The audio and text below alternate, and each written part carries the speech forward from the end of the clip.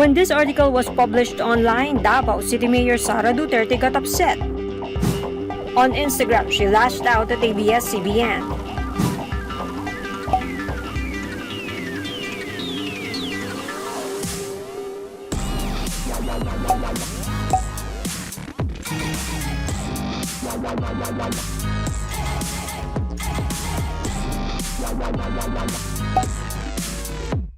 Her brother, Davao Representative Duterte, openly expressed criticism on the Kapamilya Network's alleged biased reporting.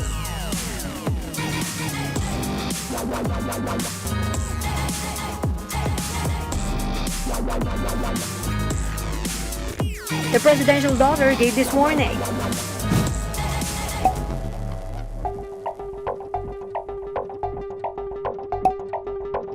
She even referred to the ongoing deliberation in Congress for ABS-CBN's franchise renewal bill.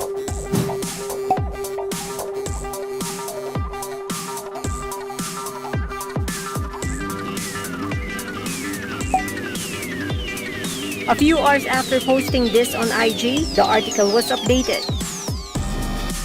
It included the mayor's legal basis for saying the president is the country's top frontliner.